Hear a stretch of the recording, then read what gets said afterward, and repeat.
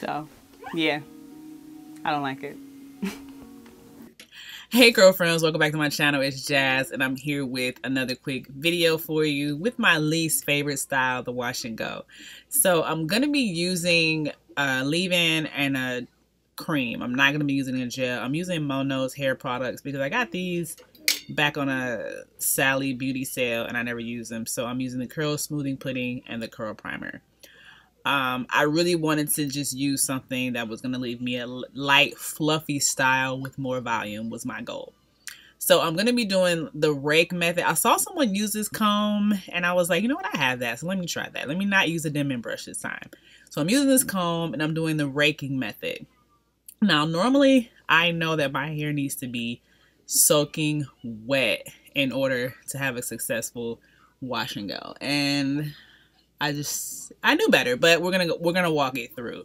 So I'm using this cream pudding after I've already applied the spray leave-in, and I think that was another thing I went wrong. So I should have used a cream leave-in, but we're gonna get through this. So I'm raking through, and as I'm looking at this, I'm seeing where I went wrong. My hair just was not wet enough. And the problem I have is because when you look at my hair in its wet setting, like it doesn't dry like this. And I've learned my lesson of just trying to leave it alone and then I let it dry to see how it turns out. Because looking at my hair like this, you would think that I would have a looser curl pattern, like a more of a wave, but it just does not dry like that whatsoever. So that's my problem. But looking at it, you can see that this side was not wet enough and the other side, well, after I set it, you'll see, and you can see I had way too much product. So this side is wetter than the other side. I let this fully air dry throughout the day. And then, yeah, you can tell the difference. I don't know why I didn't, but I was just trying to not overthink it. But this is completely dry after air drying. So here we are. And you can see the difference from this side that was wetter than the other side. Okay, so couple things. It didn't come out like I wanted it. I was gonna redo it and then come back and show you, but then I just said forget it, and we're just gonna roll with it because I'm not doing my hair 2 days in a row. Now this side, you can see how it's nice and defined and soft, even though there is some issues in there too. But this side is more frizz. Now when I was setting it, I noticed when I was doing this last section that it was a lot more wet than this side. But I had already redone this side as I was setting this side. I noticed, I was like, let me just redo this. But I'm convinced that my hair literally has to be dripping wet for it to come out like I wanted to. And also I wasn't using a gel, so I knew, you know, this was going to be different. But I thought because of that cream was so nice and heavy that it would, I mean, it's not horrible. Like you can see, like it's defined. I haven't fluffed it out at all. Like this is just me letting it dry. I'm going to a comedy show tomorrow, so I'm going to fluff it out really big. I actually might just come back in here tomorrow with it fluffed out really big before I upload it. So I'll do that. And if you follow me on Instagram, you know I'm going to be all in my stories with the big hair. But I know once I fluff it out really big, it's just going to be big hair until I wash my hair again. So, I mean, it's not horrible.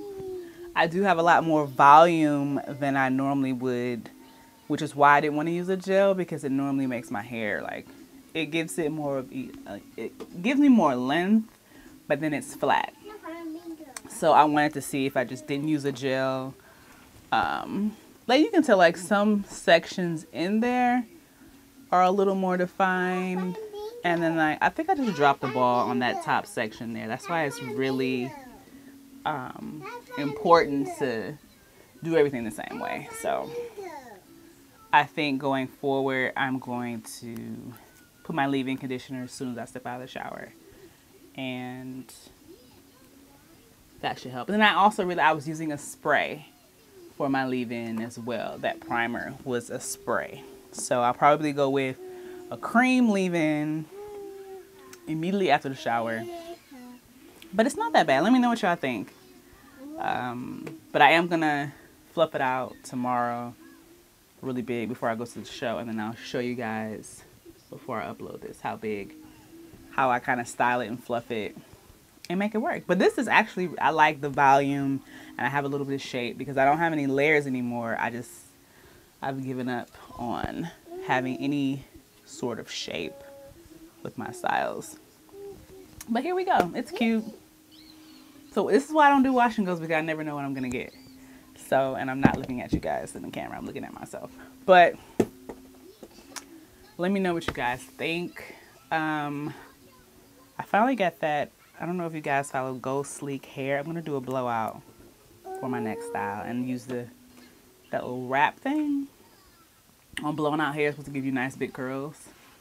So stay tuned for that. And also, let me know what else you want to see with those styles. I'm gonna do this again, and we'll come back to it another day. But this is what we got. It's really not that bad. Now that I'm looking at it in the camera, it's not that bad. But I just know what I wanted, and I didn't get what I wanted. So, till next time. What are your wash and go secrets? Like, what are y'all doing to make sure you get a bomb wash and go? Because I tried some new things this time. The raking method, I had a new comb that I saw someone use. I was like, I have that comb, I'm going to try it. So, let me know what I'm doing wrong. Because when I diffuse, it's a little puff. But I didn't use a gel. I don't think I used the right product combo, honestly. So, I think that's where I went wrong. But the quest continues for the perfect wash and go. So, till next time. Bye.